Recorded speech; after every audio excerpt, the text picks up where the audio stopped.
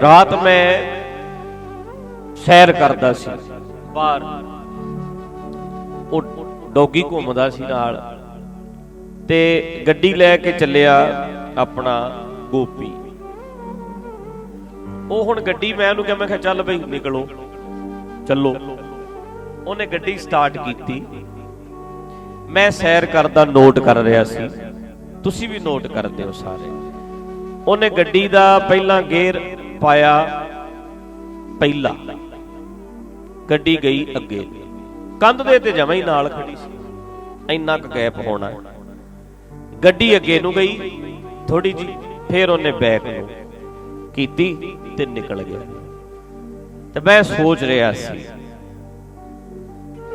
ਵੀ ਹਰ driver ਜਿੰਨੇ ਵੀ ਸਾਡੇ ਜਦੋਂ ਗੱਡੀ ਤੋਰਨਗੇ ਪਹਿਲਾਂ ਥੋੜੀ ਜੀ ਅੱਗੇ ਨੂੰ, ਫਿਰ ਉਹ ਪਿੱਛੇ, ਭਾਵੇਂ ਅੱਗੇ ਜਮਾਂ ਹੀ ਥੋੜਾ ਜਿਹਾ ਥਾਂ ਹੋਵੇ, ਬਿਲਕੁਲ ਥੋੜਾ ਜਿਹਾ, ਪਰ ਪਹਿਲਾਂ ਥੋੜੀ ਜਿਹੀ ਅੱਗੇ ਨੂੰ ਤੋਰਦੇ।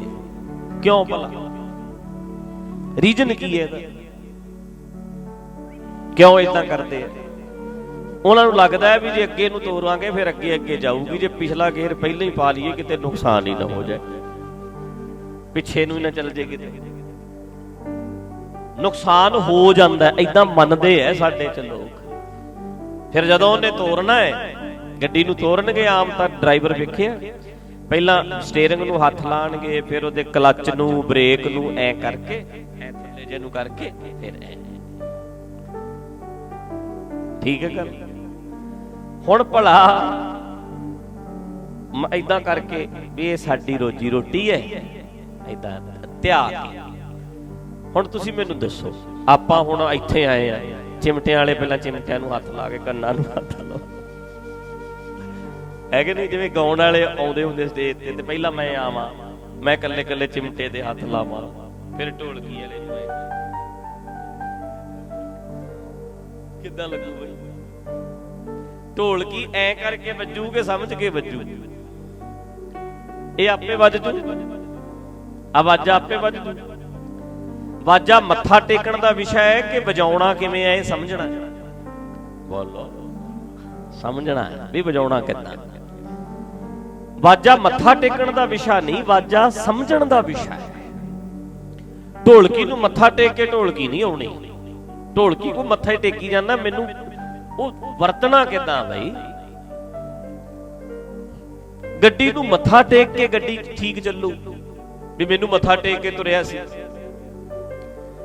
ਹੁਣ ਅਮਰੀਕਾ ਕੈਨੇਡਾ ਕੋਈ ਵੀ ਪਹਿਲਾਂ ਅੱਗੇ ਨੂੰ ਗੇਅਰ ਪਾ ਕੇ ਨਹੀਂ ਤੋਰਦੇ, ਸਿੱਧਾ ਹੀ ਬੈਕ ਜਾਣਾ ਤੇ ਬੈਕ, ਅੱਗੇ ਜਾਣਾ ਤੇ ਅੱਗੇ। ਇੱਥੇ ਕਰਦੇ ਆ, ਇੰਡੀਆ ਵਾਲੇ ਕਰਦੇ ਆ, ਉਥੋਂ ਵਾਲੇ ਨਹੀਂ ਕਰਦੇ। ਐਕਸੀਡੈਂਟ ਸਾਡੇ ਇੰਡੀਆ 'ਚ ਜ਼ਿਆਦਾ ਹੁੰਦੇ ਕਿ ਬਾਹਰ ਜ਼ਿਆਦਾ ਹੁੰਦੇ ਆ? ਇੰਡੀਆ 'ਚ ਜ਼ਿਆਦਾ ਹੁੰਦੇ ਆ, ਕਿਉਂਕਿ ਜਿਹੜੀ ਚੀਜ਼ ਸਮਝਣ ਦਾ ਵਿਸ਼ਾ ਹੈ ਉਹ ਸਮਝਣ ਦਾ ਹੈ।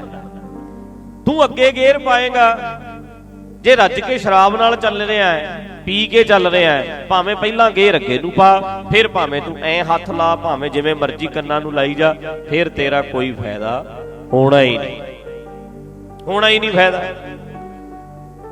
ਤੇ ਜੇ ਦਿਮਾਗ ਚੱਲਦਾ ਹੈ, ਸਮਝ ਕੇ ਚੱਲਦੇ ਆ, ਅਸੀਂ ਧਿਆਨ ਰੱਖਦੇ ਆ, ਐਕਟਿਵ ਰਹਿੰਦੇ ਆ, ਸ਼ਰਾਬ ਨਹੀਂ ਪੀਤੀ, ਨਸ਼ਾ ਨਹੀਂ ਕੀਤਾ, ਏਦਾਂ ਅੱਖਾਂ ਗੱਡੀਆਂ ਹੋਈਆਂ ਨੇ ਵੀ ਮੈਂ ਗਲਤੀ ਨਹੀਂ ਕਰਨੀ, ਤੇ ਆਪੇ ਬੰਦਾ ਮੰਜ਼ਿਲਾਂ ਤੇ ਪਹੁੰਚ ਜਾਂਦਾ, ਕਿਤੇ ਦੀ ਕਿਤੇ ਪਹੁੰਚ ਜਾਂਦਾ।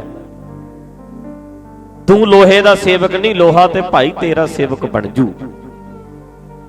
ਇਹ ਚੀਜ਼ਾਂ ਤੇ ਤੇਰੇ ਮਗਰ ਮਗਰ ਤੁਰਦੀਆਂ ਐ। ਸਮਝਣ ਦਾ ਵਿਸ਼ਾ ਹੈ, ਸਾਰੀਆਂ ਚੀਜ਼ਾਂ ਹੀ ਸਮਝਣ ਦਾ ਵਿਸ਼ਾ ਹੈ। ਤੇ ਇੱਥੇ ਹੋਇਆ ਪਤਾ ਕੀ?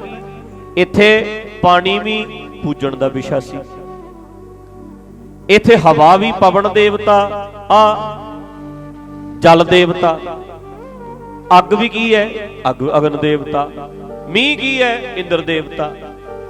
ਸਾਰੇ ਹੀ ਦੇਵਤੇ, ਸਾਰੇ ਹੀ ਦੇਵਤੇ ਬਣਾ ਲਏ। ਅੰਨ ਦੇਵਤਾ, ਪਾਣੀ ਦੇਵਤਾ, ਬੇਸੰਤਰ ਦੇਵਤਾ, ਲੂਣ ਪੰਜਵਾਂ ਪਾਇਆ, ਕਿਰਤਤਾ ਹੋਆ ਪਾਕ ਪਵਿੱਤ। ਫਿਰ ਕਹਿੰਦੇ ਸਾਰੇ ਜੇ ਦੇਵਤੇ ਨੇ, ਪਾਪੀ ਸਿਉ ਤਨ ਗੱਡਿਆ, ਥੁੱਕਾਂ ਪਈਆਂ ਤਿੱਤ ਲੈ। ਵੀ ਜੇ ਭਾਈ ਦੇਵਤੇ ਵੀ ਕਹੀ ਜਾਂਦਾ, ਖਾਈ ਵੀ ਜਾਂਦਾ, ਮੁੜ ਕੇ ਗੰਦਗੀ ਬਣ ਜਾਂਦੀ ਹੈ, ਮੁੜ ਕੇ ਲੋਕੀ ਥੁੱਕਦੇ ਨੇ। ਇਹ ਹੁਣ ਕੀ ਬਣ ਗਿਆ ਬਈ? ਜੇ ਦੇਵਤੇ ਨੇ ਫਿਰ ਖਾ ਕਿਉਂ ਗਿਆ? ਸਾਰਾ ਕੁਝ ਬਣਾ ਬਣੂ ਕੇ ਖਾ ਲਿਆ, ਖਾ ਕੇ ਗੰਦ ਬਣ ਗਿਆ। ਹੁਣ ਲੋਕੀ ਥੁੱਕ ਕੇ ਲੰਘਦੇ ਨੇ, ਉੱਥੋਂ ਬਦਬੂ ਆਉਂਦੀ ਹੈ। ਹੁਣ ਤੇਰੇ ਦੇਵਤੇ ਖਰਾਬ ਹੋ ਗਏ। ਇਹ ਕੀ ਬਣ ਗਿਆ?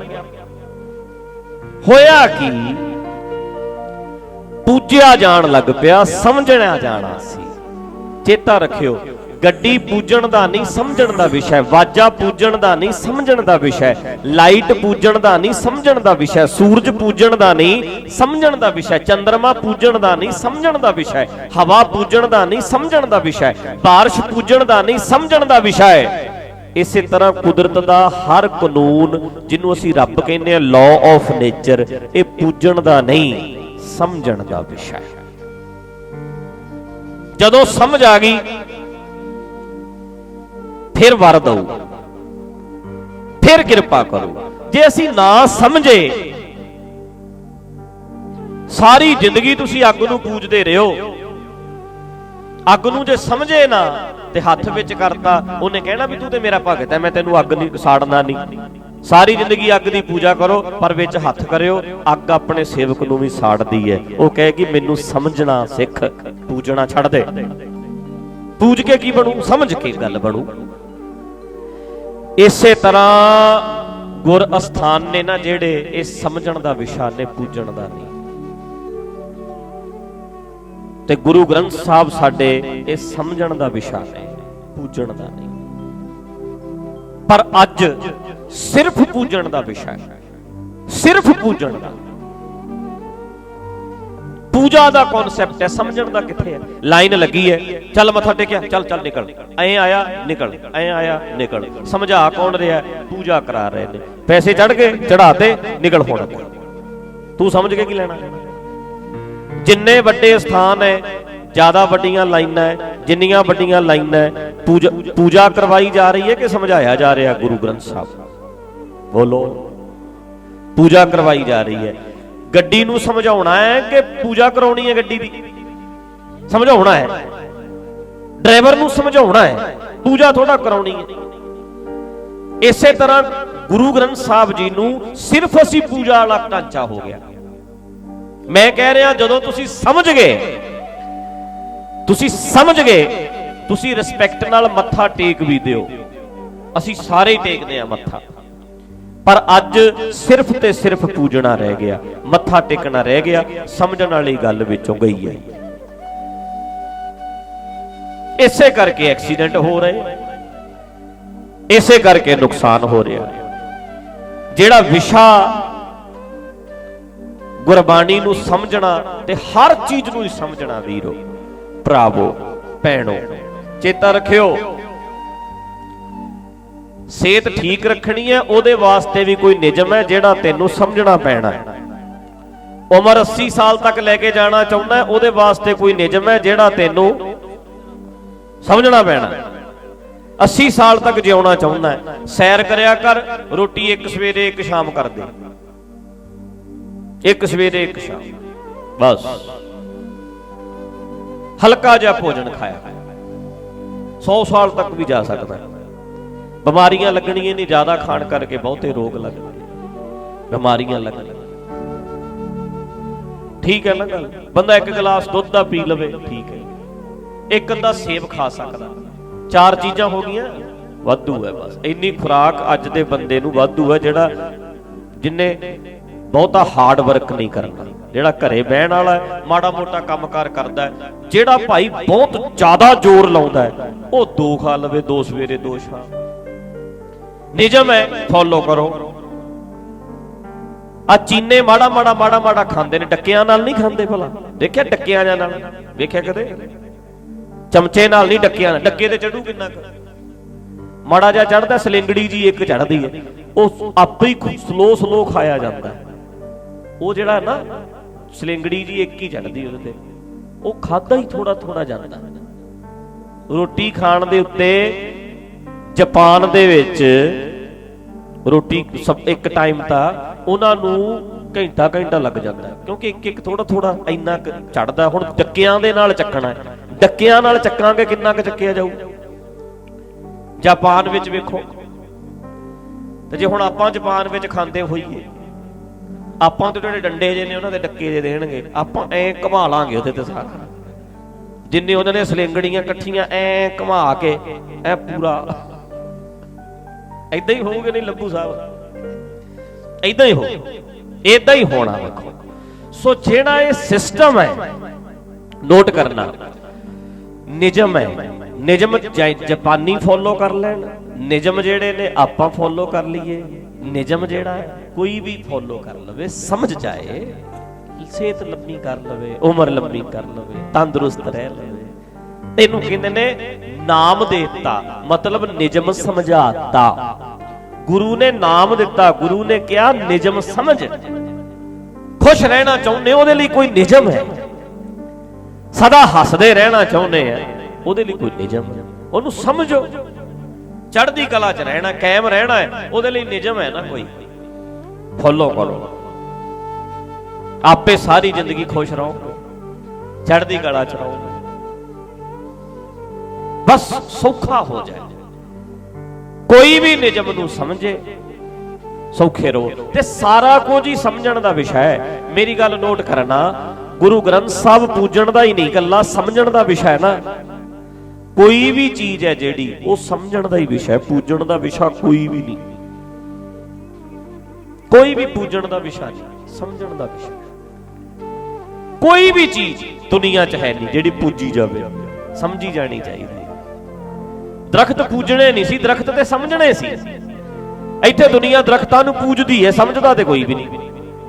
ਬੇਰੀਆਂ ਨੂੰ ਪੂਜ ਲੋ, ਮੱਥੇ ਟੇਕ ਲੋ, ਬੋੜਾਂ ਨੂੰ ਮੱਥੇ ਟੇਕ ਲੋ, ਜੰਡਾਂ ਨੂੰ ਮੱਥੇ ਟੇਕ ਲੋ, ਪੂਜਣੇ ਨਹੀਂ ਸਮਝਣੇ ਸੀ।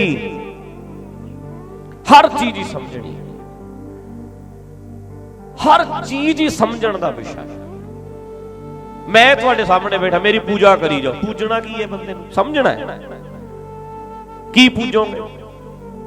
ਹੁਣ ਡਾਕਟਰ ਬੰਦੇ ਦੀ ਪੂਜਾ ਕਰਨ ਲੱਗ ਜਾਣ, ਆਪਰੇਸ਼ਨ ਕਰਨਾ, ਸਮਝਣਾ ਹੈ ਵੀ ਇਹਦੀ ਆਹ ਨਾੜ ਹੈ, ਐ ਕੱਟੀ ਗਈ, ਐ ਹੋਊ। ਐਂ ਓਪਨ ਹਾਰਟ ਸਰਜਰੀ ਕਰਦੇ, ਬਾਈਪਾਸ ਸਰਜਰੀ ਕਰਦੇ, ਲੱਤ ਚੋਂ ਨਾੜਾਂ ਕੱਢ ਕੇ ਹਾਰਟ 'ਚ ਪਾ ਦਿੰਦੇ ਆ। ਸਮਝ ਗਏ ਵੀ ਆਹ ਨਾੜ ਇੱਥੋਂ ਚੱਕਾਂਗੇ, ਇੱਥੇ ਲਾ ਦੇਾਂਗੇ, ਇੱਥੇ ਫਿੱਟ ਕਰ ਦਿਆਂਗੇ। ਅਗਲੇ ਸਮਝ ਕੇ ਡਾਕਟਰ ਬਣਦੇ ਆ, ਸਰੀਰ ਨੂੰ ਪੂਜ ਕੇ ਨਹੀਂ। ਡਾਕਟਰ ਬਣਨਾ ਤੇ ਸਮਝਣਾ ਪੈਣਾ, ਡਰਾਈਵਰ ਬਣਨਾ ਸਮਝਣਾ ਪੈਣਾ, ਸਾਜ਼ ਵਜਾਉਣਾ ਸਾਜ਼ ਨੂੰ ਸਮਝਣਾ ਪੈਣਾ, ਨਾ ਕਿ ਪੂਜਣਾ। ਹਰ ਚੀਜ਼ ਨੂੰ ਹੀ ਸਮਝਣਾ ਪੈਣਾ। ਬਸ ਸਾਰੀ ਕਾਇਨਾਤ ਨੂੰ, ਸਾਰੀ ਕੁਦਰਤ ਨੂੰ ਸਮਝਦੇ ਜਾਈਏ, ਸਮਝਦੇ ਜਾਈਏ ਤੇ ਸੌਖੇ ਹੋ ਜਾਈਏ। ਪੂਜੀਏ ਨਾ, ਸਮਝੀਏ। ਪਰ ਦਿਮਾਗ 'ਚ ਫਿੱਟ ਹੋਇਆ ਵੀ ਗੱਡੀ ਪਹਿਲਾਂ ਅੱਗੇ ਨੂੰ ਕਰੋ, ਭਾਵੇਂ ਕੰਧ 'ਚ ਹੀ ਵੱਜ ਜੇ, ਇੰਨੀ ਨੇੜੇ ਲੱਗੀ ਹੁੰਦੀ ਹੈ, ਪਰ ਪਹਿਲਾਂ ਅੱਗੇ ਫੇਰ ਬੈਕ, ਪਹਿਲਾਂ ਗੇਅਰ ਅੱਗੇ ਨੂੰ ਪਾਉਣਾ ਹੀ ਪਾਉਣਾ। ਦਿਮਾਗ ਆਪਣੇ ਵੀ ਹੈਗੀ ਕਿ ਨਹੀਂ? ਆਪਣੇ ਵਾਲੇ ਤੇ ਸਮਝਦੇ ਆ ਗੁਰਮਤ, ਪਰ ਮੇਰੀ ਗੱਡੀ ਵੀ ਮੈਨੂੰ ਲੱਗਦਾ ਵੀ ਪਹਿਲਾਂ ਅੱਗੇ ਨੂੰ ਤੋਰਦਾ ਹੀ ਹੋਣਾ। ਤੂੰ ਨਹੀਂ ਤੋਰਦਾ, ਪਰ ਬਾਕੀ ਤੇ ਸਾਰੇ ਤੋਰਦੇ ਹੀ, ਪਹਿਲਾਂ ਅੱਗੇ ਨੂੰ ਗੇਅਰ ਪਾਉਂਦੇ ਹੀ ਪਾਉਂਦੇ। ਸੱਚੀ ਗੱਲ ਹੈ, ਸਾਰੇ ਹੀ ਤੋਰਦੇ। ਸੇਵ ਹੋਇਆ ਦਿਮਾਗ 'ਚ, ਸੇਵ ਹੋਇਆ। ਬਸ ਇਹ ਨੁਕਤਾ ਸਾਡੇ ਸਮਝ ਵਿੱਚ ਆਉਣਾ ਚਾਹੀਦਾ।